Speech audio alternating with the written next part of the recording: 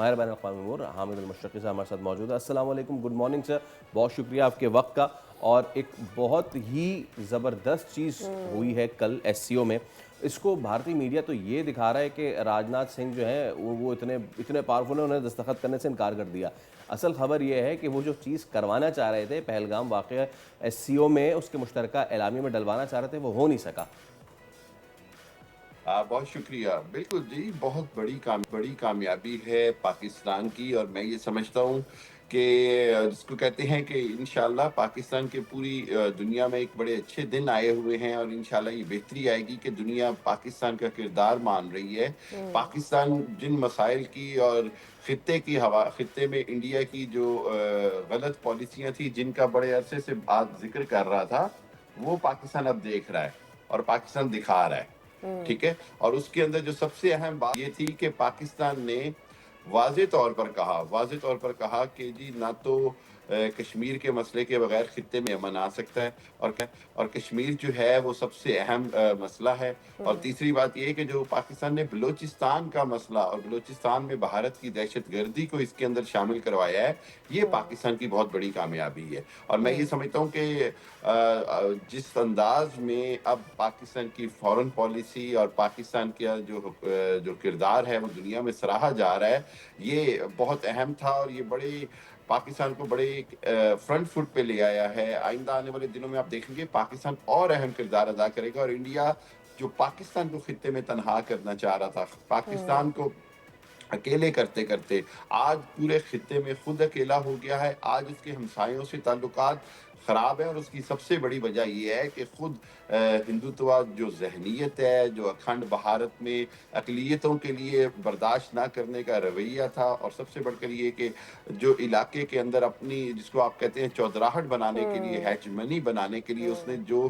سلوک اپنی اقلیتوں کے ساتھ, اپنے ہمسایوں کے ساتھ کیا, اس کے نتیجے میں پوری دنیا دیکھ رہی ہے کہ آج بھارت خطے میں اکیلا ہے, اور پاکستان کے دوست, پاکستان کے ساتھ ممالک پاکستان کے کردار کو سراہ رہے ہیں. رائٹ. حامد صاحب, میرا اگلا سوال تھوڑا سا شاید طویل ہوگا, but I want to put it in this way تاکہ میں جو اسٹیبلش کرنا چاہ رہی ہوں وہ بھی ہو جائے. پاکستان اس جنگ کو جیتا, پاکستان بھارت سے کئی گنا چھوٹا ہے, یہ ہم جانتے ہیں. اس نے دوسرے ملکوں کو کس طرح سے انوالو کیا, یہ ہمارے سامنے آیا. ان اے وے ہمیں یہ تو پتا ہے کہ یہ پاکستان کے لیے کتنا بڑا خطرہ ہے اگر بھارت یہ چاہتا ہے کہ اس کی ہیجمنی کریٹ ہو, لیکن ہمیں یہ بھی پتا ہے کہ اس خطے میں چائنا بھی موجود ہے جس کے اگینسٹ امریکہ کچھ بھی کر رہا تھا, جو بھی کوشش کر رہا تھا کہ کسی طرح سے اس کو نقصان پہنچائے. تو وہ جو کانفیڈنس گین کرنے میں کامیاب ہوا اور وہ ایک موقع مل گیا دوسری کنٹریز کو, آئی تھنک اس کا نقصان بھی اب نہ صرف ایس سی او اجلاس میں, دیگر جگہوں پر none of the country would ever like کہ جہاں پر اس کو مار لگی ہے بھارت کو, وہاں سے وہ کم بیک کر سکے اور دوبارہ اس سچویشن میں آ سکے کہ وہ پاکستان کے ذریعے اس خطے کی صورتحال کو, اس کی اسٹیبلٹی کو نقصان دے.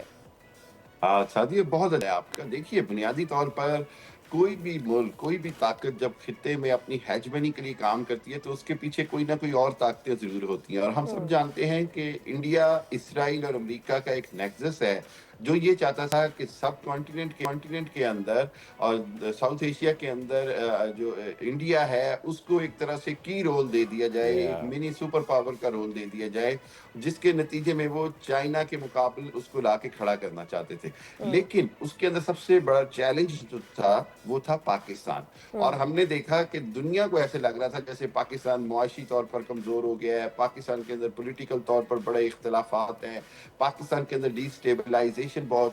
دنیا کو ایک ایسا تاثر چلا گیا, اور انڈیا اس میں کامیاب تھا کہ وہ ان کو لگا جیسے 6 مئی کو جب انہوں نے حملہ کیا تو ان کو ایسے لگ رہا تھا جیسے کوئی پاکستان تو ان کے لیے ایک ترنوالا سا ثابت ہوگا. لیکن الحمدللہ قوم کے اکٹھ نے اور افواج پاکستان کی بہادری نے, اور سب سے بڑھ کر یہ کہ جس انداز میں پوری قوم اکٹھی ہو گئی اور دشمن 8 گنا بڑے دشمن کو جس انداز میں ہم نے جواب دیا, اس کے اندر پاکستان کے چائنا جیسے دوست کا بڑا ہاتھ تھا جس نے بڑے بروقت کام کیا, اور اس کے نتیجے میں پاکستان نے 8 گنا بڑے دشمن کو جب دھول چٹائی تو پوری دنیا, یورپ, امریکہ اور ان سب کو لگا کہ انہوں نے ایک غلط ملک کے اوپر غلط انویسٹمنٹ اس کے اپنے بچھائے ہوئے جال اور غلط دھوکے کی وجہ سے کی. اور جب دنیا کو یہ اندازہ ہوا کہ بھارت تو وہ کردار ادا کرنے کے قابل ہی نہیں ہے, بھارت کے اندر اتنی کیپیسٹی نہیں ہے, تو اس کے نتیجے میں اب پھر طاقت کا توازن جو ہے وہ بدل گیا ہے. जो पूरी दुनिया में कहा जाता था शायद जौहरी बम के अलावा या न्यूक्लियर के अलावा हमारा जो कन्वेंशनल पावर का जो बैलेंस है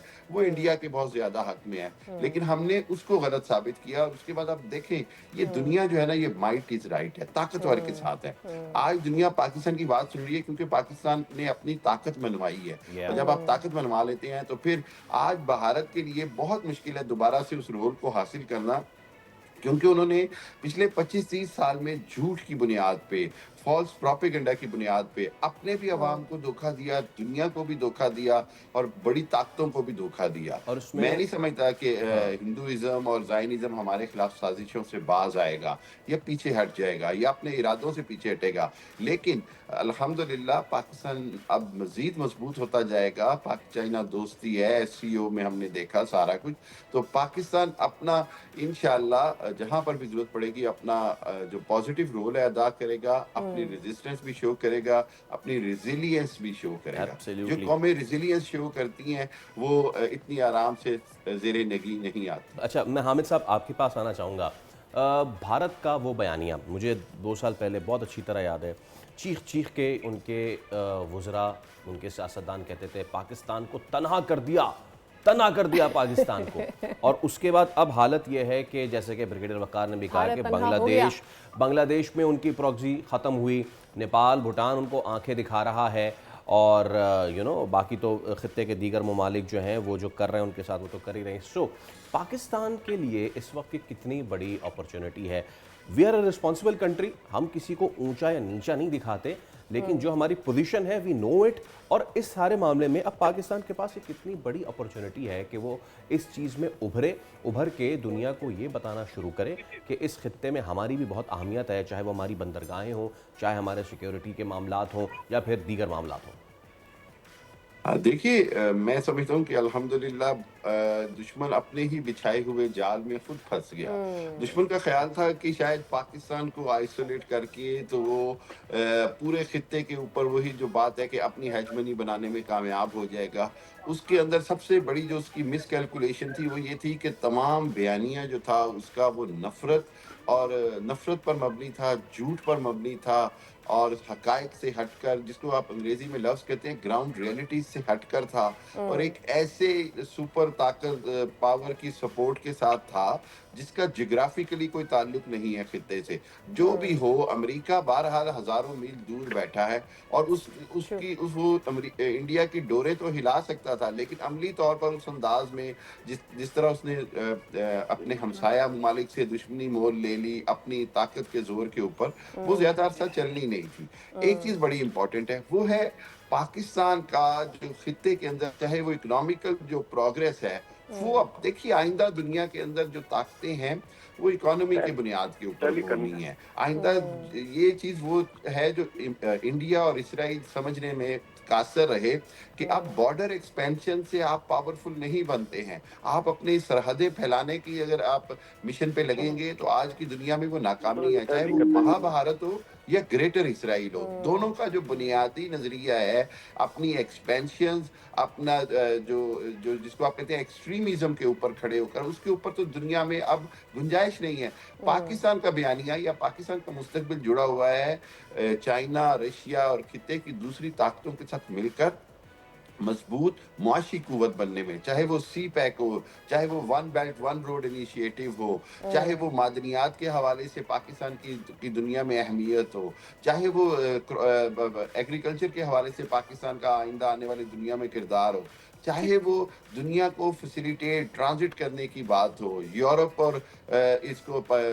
साउथ एशिया को और